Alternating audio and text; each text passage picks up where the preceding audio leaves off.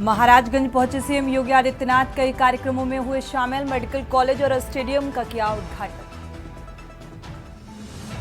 त्योहारों को लेकर सीएम योगी आदित्यनाथ ने की समीक्षा बैठक। सीएम बोले, उपद्रवियों अराजक तत्वों को उन्हीं की भाषा में दे जवाब, फेक न्यूज फैलाने वालों पर होगी कार्रवाई।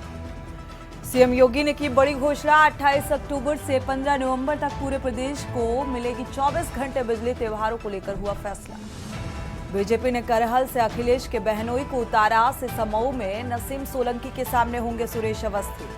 4 ओबीसी 2 ब्राह्मणों को दिया टिकट। एमआई बिल्डर्स के करीबी पूर्व आईएएस राकेश बहादुर के नोएडा आवास पर छापेमारी। करोड़ों रुपए की चल संपत्तियों के दस्तावेज बरामद। छानबीन कर रही थी। यूपी में पैर पसारने लगा डेंगू मरीजों की बढ़ने लगी संख्या। मैनपुरी में 5 मरीज जिला अस्पताल में भर्ती। सांस की समस्या से बुजुर्ग की मौत। आप देख रहे हैं के न्यूज, खबरों का सारथी। खबर उत्तर प्रदेश के साथ मैं सूरी चौहान। खबरों की शुरुआत अहम खबर के साथ लखनऊ से। अहम खबर सामने आ रही है। बैंक में ठगी में 50 लाख की एफडी जब्त की गई है। ये ठगी का मामला सामने आ रहा है। ईडी ने 50 लाख की एफडी को जब्त किया है। यूपीएसआईडीसी के खातों से करीब 3.81 करोड़ की ठगी का मामला सामने आ रहा है। लखनऊ में एचडीएफसी बैंक की लेखराज शाखा में ये बैंक खाता था। मामले में गाजीपुरा थाने में एफआईआर दर्ज की गई थी। ईडी ने एफआईआर को आधार बनाकर मामले की जांच पड़ताल शुरू कर दी है। अभय शुक्ला और अख्तर हुसैन खान के खिलाफ चार्जशीट भी दाखिल की गई थी।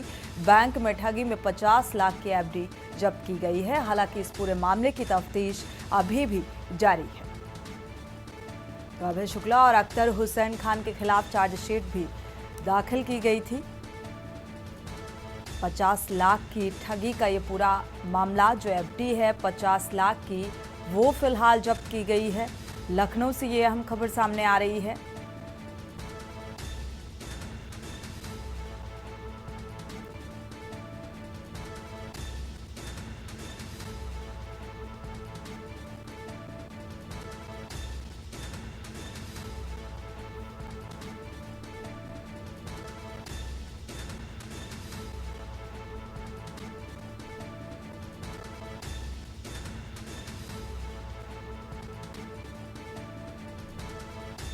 ईडी ने फिलहाल एफआईआर को आधार बनाया है।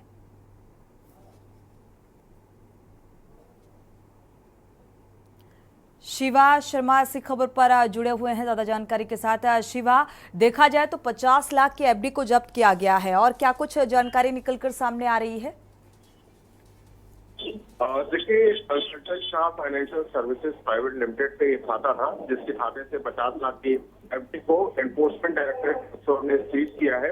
और ये पूरा मामला एक बैंक घोटाले से जुड़ा हुआ है। और एक बताया जा रहा है कि उत्तर प्रदेश राज्य औद्योगिक निगम का जो खाता था, वो लखनऊ के लेखराज स्थित एचडीएफसी बैंक में था। और बीते दिनों उस खाते में से लंबी एक धोखाधड़ी हुई थी, जिसमें 3 करोड़ 81 लाख रुपए की रकम निकाल ली गई थी।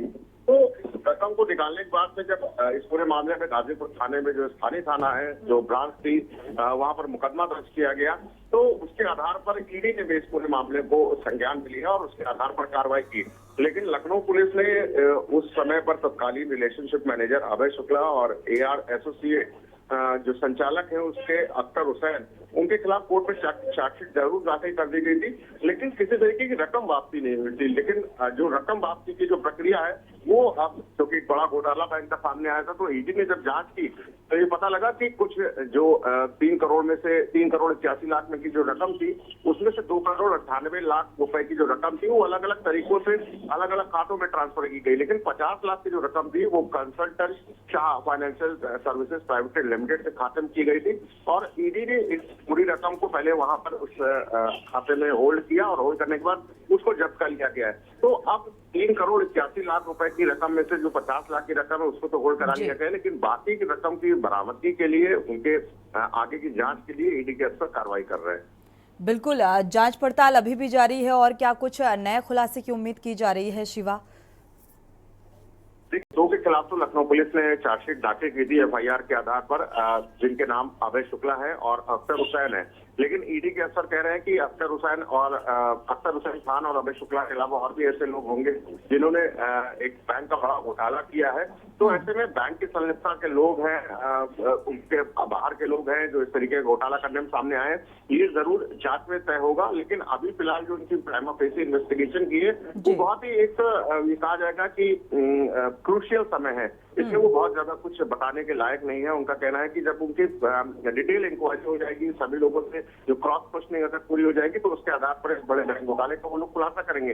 लेकिन अभी कौन लोग इनडायरेक्टली या डायरेक्टली बैंक घोटाले में शामिल है, ये अभी कोई नाम खोले नहीं जा रहे हैं। जी शुक्रिया इस तमाम जानकारी को साझा करने के लिए। तो फिलहाल अभय शुक्ला का नाम और इसके साथ ही और भी कई नाम निकलकर सामने आ सकते हैं, क्योंकि इन्वेस्टिगेशन जो है वो अभी भी इस मामले को लेकर जारी है। 3 करोड़ 81 लाख की रकम, जिसमें 50 लाख की जो एफडी है उसे जब्त किया गया है। ईडी ने एफआईआर को आधार बनाया है और उसी के आधार पर अभी भी जो जांच पड़ताल है वो जारी है। क्या कुछ निकलकर सामने आएगा इस मामले में, ये फिलहाल देखना होगा।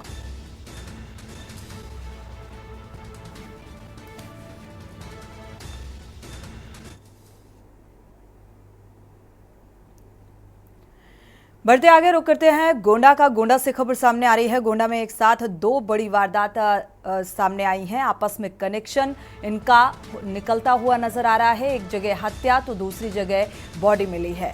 भट्टा परेड में चाकू से गोद कर मौत के घाट उतारा गया। विजय की हत्या की गई और विजय की बाइक मिर्जापुर में ट्रेन से टकराई। ट्रेन से टक्कर में उपेंद्र की जान गई। रात फोन आने पर विजय घर से बाहर निकला और सुबह भट्टा परेड में विजय का शव पाया गया। विजय की बाइक लेकर गया उपेंद्र की भी मौत हो गई है। दोनों ही घटनाओं का कनेक्शन तलाश रही है पुलिस। तो फिलहाल इस मामले की जांच पड़ताल की जा रही है। इन दोनों घटनाओं का क्या कनेक्शन है, फिलहाल इन तमाम अहम बिंदुओं पर जांच पड़ताल जारी है। एक घटना नगर तो दूसरी कटरा बाजार की बताई जा रही है। पुलिस ने दोनों लोगों के शव को कब्जे में लिया है।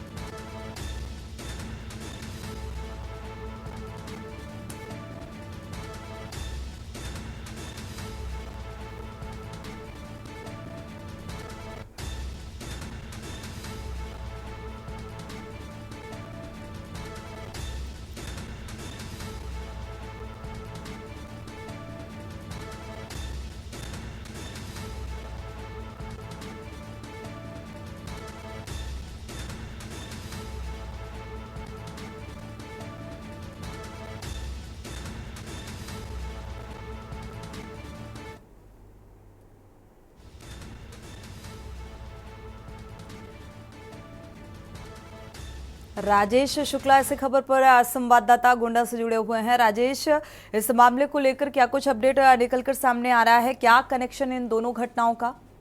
जी, आपको बता दें कि ये जो घटना है विजय और उपेंद्र की दोनों मित्र थे, दोनों दोस्त थे। तो विजय अपने घर रात में सो रहा था तो उपेंद्र को विजय ने फोन किया रात में 3 बजे कि और कुछ काम। विजय उपेंद्र के फोन पे घर से बाहर निकला। उसके परिजनों का आरोप यही है कि उपेंद्र की फोन पे विजय घर से बाहर गया, लेकिन सुबह विजय की लाश उस गाँव के बगल के सड़क किनारे मिलती है और जो पुलिस छानबीन करती है उसके कुछ घंटों बाद दूसरी लाश जो कटरा बाजार जो क्षेत्र क्रॉसिंग है वहाँ पे उपेंद्र की भी लाश ट्रेन से रेलवे ट्रैक के पास मिलती है। तो कहीं ना कहीं इन दोनों घटनाओं से पुलिस इस पूरे मामले पर जांच कर रही कि क्या है आखिर इन दोनों दोस्तों की एक साथ हत्या क्यों की गई, और हत्या अगर की भी गई तो एक की लाश गोंडा नगर कोतवाली और दूसरी की लाश कटरा बाजार थाना क्षेत्र के अंदर मिली। तो पुलिस पूरे मामले पर जांच करके जो आरोपी हैं उनके तत्पर गिरफ्तारी की बात कर रही है। शुक्रिया इस जानकारी को साझा करने के लिए। तो फिलहाल इस पूरे मामले की तफ्तीश अभी भी जारी है और पुलिस के हाथ कोई ऐसा सबूत नहीं लगा है, क्योंकि ये दोनों ही शख्स जिनका शव पाया गया, मौत हुई है, दोनों ही दोस्त बताए जा रहे हैं। और फिलहाल देखा जाए तो इस मामले में क्या कुछ निकलकर सामने आता है। राजेश, शुक्रिया इस तमाम जानकारी को साझा करने के लिए। 25 अक्टूबर को सुबह करीब 7:30 बजे थाना कोतवाली नगर पुलिस को सूचना प्राप्त हुई। थाना क्षेत्रांतर्गत मेडिकल कॉलेज के पीछे परेड सरकार गांव के बाहर एक व्यक्ति का शव पड़ा हुआ है। मौके पर स्थानीय पुलिस द्वारा पहुंचकर जांच की गई तो शव की शिनाख्त विजय पांडे निवासी गांव परेड सरकार के रूप में हुई। प्रथम दृष्टया देखे जाने पर शव पे चाकू के चोट के निशान थे। शव के पंचायतनामा की कार्रवाई कर पोस्टमार्टम हेतु भेजा गया। मौके पर फील्ड यूनिट और डॉग स्क्वाड को भी बुलाया गया। सहारनपुर से खबर, संदिग्ध परिस्थितियों में व्यक्ति की मौत हुई है। परिजनों ने सगे भतीजे पर हत्या का आरोप लगाया है। मृतक के शव पर चोट के कोई भी निशान फिलहाल नहीं पाए गए। मामले की जांच पड़ताल में पुलिस जुटी हुई है। तीतो थाने के गांव बालू का मामला बताया जा रहा है।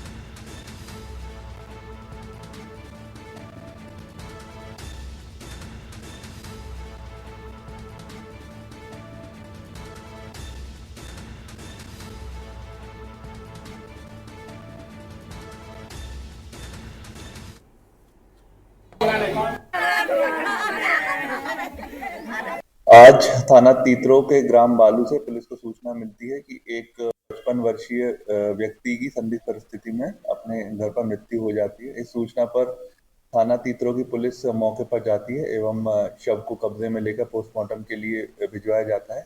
जो मृतक है उसके शरीर पर कोई भी चोट, जाहिरा चोट नहीं थी। फिर भी जो मृत्यु का स्पष्ट कारण पोस्टमार्टम की रिपोर्ट के बाद ही मिल पाएगा। इसमें जो भी पक्ष की तरफ से तहरीर आएगी उसके आधार पर आगे कार्रवाई की जाएगी। परिजनों के अनुसार परिवार की ही किसी व्यक्ति पर आरोप लगाया जा रहा है, क्या सामने है? जी, इनके भतीजे पर ये परिवारजन के कुछ लोगों द्वारा आरोप लगाया जा रहा है, बट पुलिस द्वारा पूछताछ में पता चला है कि ये रात्रि में जब इनकी तबीयत बिगड़ी थी तो इन्हीं के द्वारा गांव के ही एक डॉक्टर के पास इलाज करने के लिए इनको ले जाया गया है। शरीर पे कोई भी चोट के निशान नहीं है। मृत्यु का स्पष्ट कारण पोस्टमार्टम के बाद ही मिल पाएगा।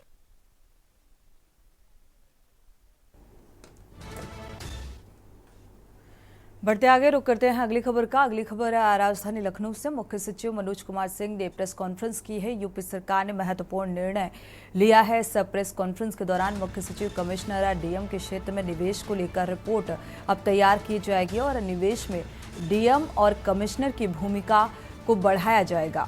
12 लाख करोड़ के डिपॉजिट में दूसरे नंबर पर यूपी है और एग्रीकल्चर सेक्टर के लिए सरकार ने महत्वपूर्ण कदम उठाए हैं। इंडस्ट्रियल सेक्टर में महत्वपूर्ण कदम उठाए गए।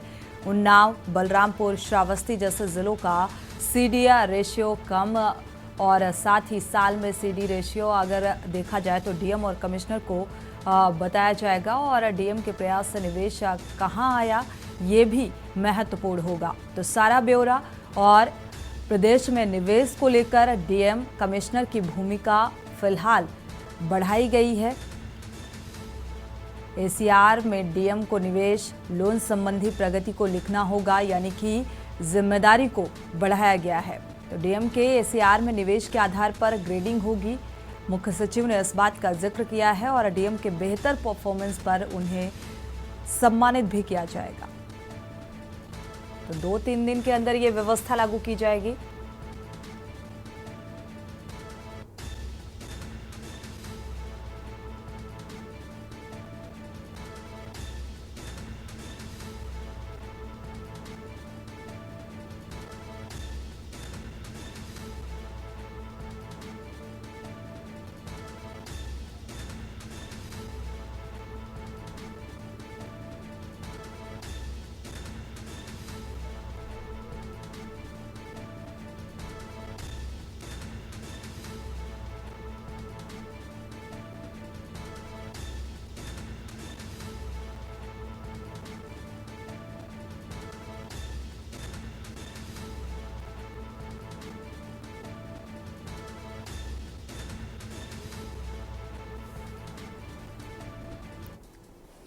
वक्त एक छोटे से ब्रेक का, लौटेंगे जब। ब्रेक से वापस आ रहे हैं, रुक करते हैं खबरों का। लखनऊ से खबर, बीजेपी कार्यालय के बाहर अभ्यर्थियों का प्रदर्शन देखने को मिला। बीजेपी कार्यालय के बाहर दिव्यांग अभ्यर्थियों का प्रदर्शन।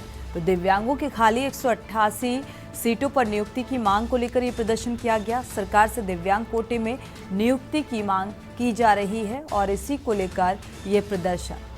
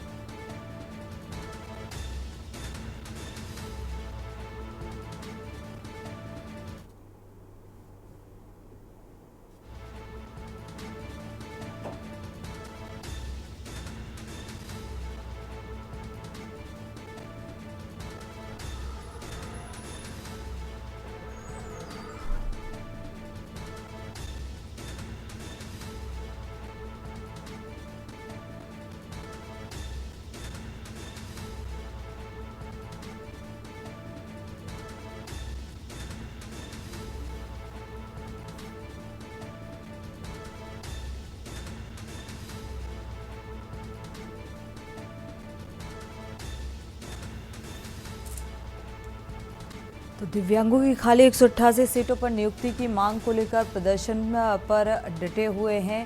दरअसल आपको बता दें, सरकार से दिव्यांग कोटे में नियुक्ति की मांग की जा रही है और इसी मांग को लेकर बीजेपी कार्यालय का घेराव किया गया, प्रदर्शन किया गया और प्रदर्शन के जरिए नियुक्ति की मांग की जा रही है। अविनाश, ऐसी खबर पर संवाददाता जुड़े हुए हैं। अविनाश, प्रदर्शन क्या अभी भी जारी है नियुक्ति की मांग को लेकर? किसी तरीके की कोई प्रतिक्रिया? जी बिल्कुल, देखिए दिव्यांगों की जो खाली पद है 188, उन पर जो है नियुक्ति की मांग को लेकर जो है कल भी जो है 4 बाग से लेकर जो है विधानसभा की तरफ कूच करने की कोशिश की थी, जिसमें बड़ी संख्या में जो है तमाम महिलाएं भी इसमें शामिल थी। आप जिस तरीके से है जो बीजेपी कार्यालय के बाहर भी जो है उन्होंने विरोध प्रदर्शन किया है, साफ तौर पर जो खाली पद है उनको जो है कहीं न कहीं नियुक्ति देने की मांगों को लेकर जो है लगातार जो दिव्यांग जो दस्ते हैं वो लगातार विरोध प्रदर्शन कर रहे हैं। आज भी जो है बीजेपी के बाहर बड़ी संख्या में यहाँ पर हाथों में बैनर पोस्टर लेकर दिव्यांगों के खाली पद जो पड़े हुए हैं 188, उन पर जो है जल्द से जल्द नियुक्ति देने की मांग को लेकर जो है आज विरोध प्रदर्शन दिखा। साफ तौर पर पिछले एक सप्ताह से लगातार अलग अलग जगहों पर ये लोग बड़ी संख्या में विरोध प्रदर्शन कर रहे हैं। आज भी ये बीजेपी कार्यालय के बाहर जो है बड़ी संख्या में पहुंचे थे और नियुक्ति की मांग को लेकर आज विरोध प्रदर्शन करते क्या हुए किसी तरीके का कोई आश्वासन, और अगर आश्वासन नहीं मिलता तो क्या ये प्रदर्शन और बढ़ेगा? जी बिल्कुल, जैसा मैंने आपको बताया पिछले एक सप्ताह से तमाम जो दिव्यांगों के जो खाली पद पड़े उनको लेकर तमाम जो दिव्यांग है वो जो है विरोध प्रदर्शन अपना दर्ज करा रहे हैं, लेकिन अभी तक किसी तरीके से सरकार की तरफ से कोई आश्वासन नहीं दिया गया। हालांकि इनका प्रदर्शन अलग अलग जगहों पर देखने को मिल रहा है। देखना होगा सरकार कब जो है इन खाली पदों पर नियुक्ति देती है और इनकी जल्द से जल्द मांग पूरी होती है। शुक्रिया इस तमाम जानकारी को साझा करने के लिए। तो 188 सीटों पर नियुक्ति की मांग को लेकर ये दिव्यांग प्रदर्शन करने उतरे हैं। बीजेपी कार्यालय का घेराव किया और प्रदर्शन के जरिए नियुक्ति की मांग करते हुए नजर आ रहे हैं। बढ़ते आगे, सहारनपुर रेलवे स्टेशन पर मालगाड़ी डीरेल का मामला सामने आ रहा है। मामले में डीआरएम मनदीप सिंह ने जानकारी साझा की और व्हील में खराबी के चलते मालगाड़ी के 2 डिब्बे पटरी से उतरने का जिक्र किया है। डीआरएम अनुसार अगर बात की जाए तो मामले में जांच टीम गठित कर दी गई है। जल्द ही उसकी रिपोर्ट के अनुसार अग्रिम कार्रवाई की जाएगी।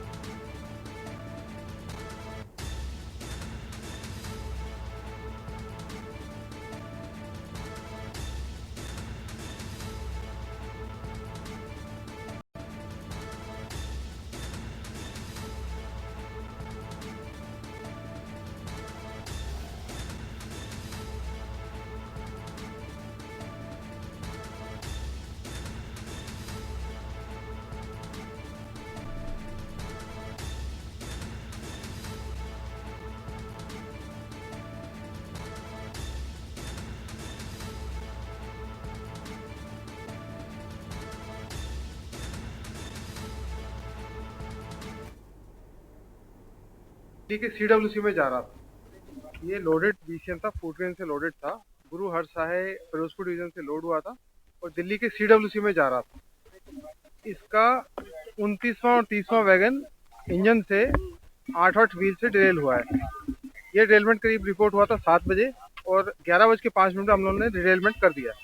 वजह क्या रही होगी, क्या कारण? वजह हम लोगों ने जे ग्रेड इंक्वायरी इसके लिए नियुक्त की है। प्राइम फेसाई इसमें व्हील डिफेक्ट लग रहा है, वो मेन जांच का विषय है। जैसे जांच पूरी होगी आपको अवगत। रुक करते हैं बुलंदशहर का। बुलंदशहर से खबर है, पैठ व्यापारियों से भरा छोटा हाथी पलटा है और 11 लोग दुर्घटना का शिकार हुए। 2 लोगों को फिलहाल हायर सेंटर रेफर किया गया है। घायलों को जिला अस्पताल में भर्ती कराया गया। टायर फटने के चलते ये बड़ा हादसा होना बताया जा रहा है। अनियंत्रित होकर छोटा हाथी टेम्पो पलट गया और दिनकोर के पैठ बाजार जा रहे थे ये सभी व्यापारी। NH 34 का ये मामला सामने आ रहा है, जहां जिला कारागार के पास ये घटना घटित हुई।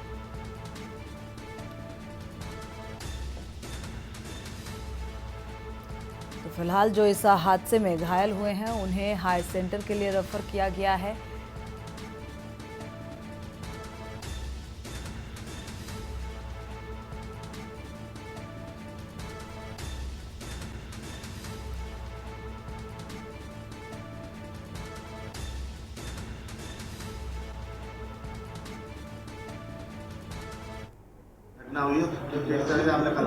ये चंदेरू जेल पे जो छोटा हाथी होता है उसका पलटना बताया गया है टायर फटने की वजह से, और जिसमें 10 लोग घायल हुए हैं और 2 पेशेंट को यहाँ से रेफ़र कर दिया गया हायर सेंटर के लिए, जिसमें एक और 2 जो बाकी पेशेंट हैं उनको एडमिट कर लिया गया है। स्थिति तीनों की ठीक है, बाकी जो 2 को हमने रेफ़र किया है उनकी थोड़ी क्रिटिकल कंडीशन थी। बढ़ते आगे, कानपुर राष्ट्रीय दिव्यांग पार्टी के राष्ट्रीय अध्यक्ष और दिव्यांग महागठबंधन के महासचिव वीरेंद्र कुमार की गिरफ्तारी की सूचना पाते ही दिव्यांग पार्टी के कार्यकर्ता उत्तेजित हो गए और पुलिस लाइन के बाहर वीरेंद्र कुमार को रिहा करो के नारे लगाने लगे। पुलिस वीरेंद्र कुमार को पुलिस लाइन वार्ता के लिए लेकर आई थी और 6 घंटे चली लंबी बातचीत के बाद 12 नवंबर को मुख्यमंत्री से मुलाकात कर समय निर्धारित होने के बाद बीजेपी प्रदेश कार्यालय में प्रस्तावित आंदोलन को स्थगित कर दिया गया।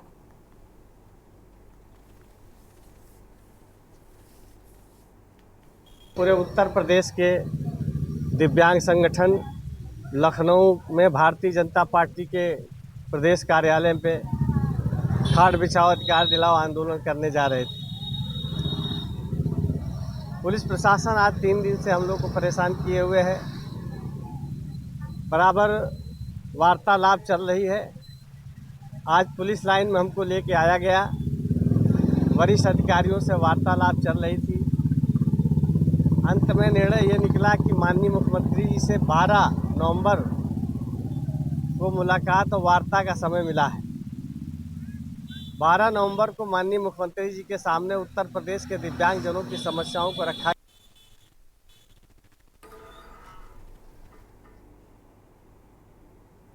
इसी के साथ बुलेटिन में इतना ही। आगे खबरों के लिए आप देखते रहिए के न्यूज़ इंडिया।